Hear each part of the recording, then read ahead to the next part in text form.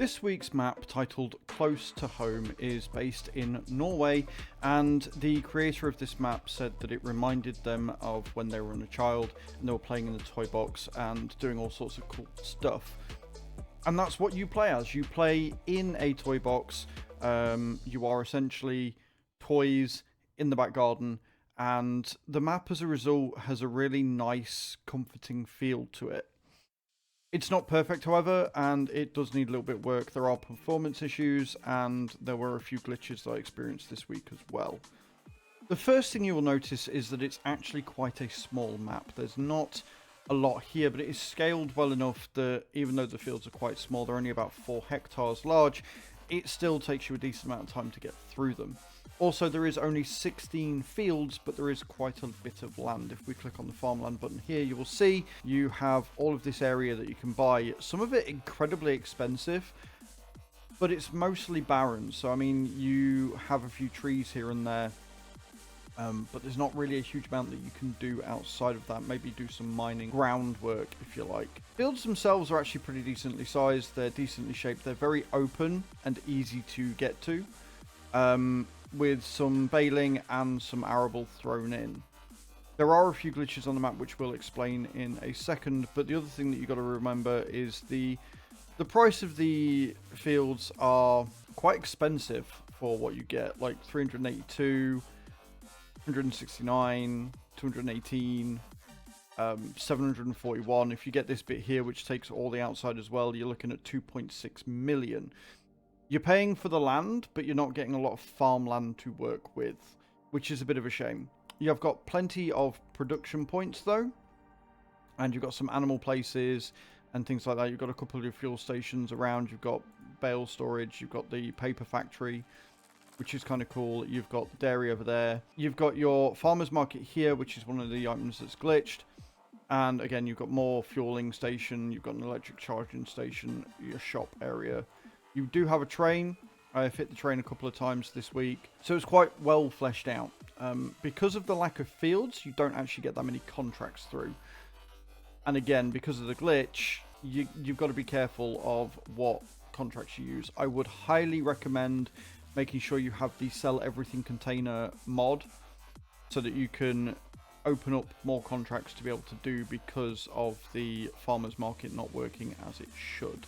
Right, we're in the map. We are starting with the shop area. Now, unfortunately, there's no building with it. It's just like a piece of land where you can use your workshop, you can buy animals, you can charge up or refuel, and you can buy stuff. It's a nice big area, which makes the things that you buy easy to access, but it's a bit bland on this bit itself. Another thing you'll notice is performance-wise, it's not the best. It's very laggy. I think when you download it, it does say a recommended draw distance, which is a bit of a shame. For those of you who don't know, I'm using a 2080 Super 8GB and an i9 10 series, so it should be more than enough to deal with any of these maps. This is the farmer's market, and the issue that I was having was with bales. I was trying to deliver bales for a contract, and the delivery point wasn't on the sell point. It wasn't registering that I was selling the bales. I even had a look round. It was basically saying that where I needed to take them to was around the back of the building, which is incredibly difficult to do anyway, but there's no actual point here. It's something that they've done with the map means that it's not lining up as it should. So do bear that in mind if you do play this. This is why I say get the sell everything container, because it's another sell point that you will be able to take your goods to. There is no traffic on this map, which is probably for the best, considering that the road is, again, you're in a toy box. It reminds you of like the old Scale Electrics and stuff like that, the old racetracks that you used to be able to get. So it's a very slick, very nice road that tilts and leans as you go around the toy box. As you scroll up and look around, you can actually see the big houses, and you can see that you're in a seesaw, and you can see like boots and stuff kind of laden around like wellies and stuff, which is really cool. You get a lot of different trees, so they're going to differ in weight and things like that, which means that you can be able to make more money from it. The weather effects in the game are really nice as well. We're in October, we've got a very frosted ground. Interestingly, when you are doing baling, normally when you do baling on a map, you can kind of take the grass out around the field, especially if you own it, right? It will go to the border of the field and then a bit over. On this, that's not the case. The grass is very, very separate to what you can and can't harvest, and it makes it very clear visually what you can and can't do. As for arable, you're not going to need any of the big machinery. Realistically, the fields are not very big, but unlike with farms like Court Farms and Bally Spring, it's not going to be too much of an issue because everywhere is very open.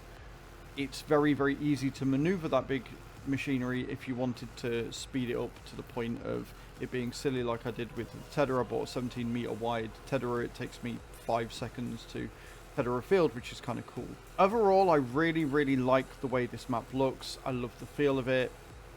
I like the placement of everything. I like the fact that you can come in and do login and all the other stuff if you've got enough money to buy the land, which is going to take you quite a while to do because there's not that many contracts, because there's only 16 fields.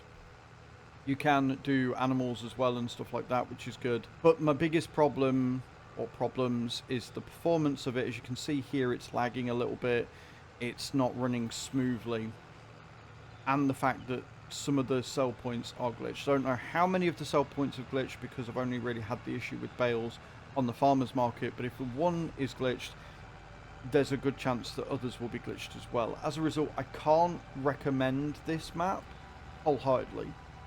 Give it a go, mess around with the draw distance, see if you can, you know, get it working a bit better and a bit smoother, but you shouldn't have to fiddle. If you've got a decent machine, it should be better optimized. But it's not bad.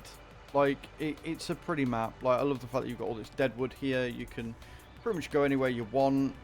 It's not too slopey. There are obviously mountainous regions and stuff, but on the whole, it's very pretty. I love the idea of it as well. Like, I love the idea that we are essentially real-life Toy Story, and we're in the toy box and we're farming away, and it's kind of cool. It looks very, very awesome. I just wish it would perform better. Let me know in those comments down below what you think. Let me know if you agree or disagree with my sentiments, and I'll see you all next time. Ciao, ciao.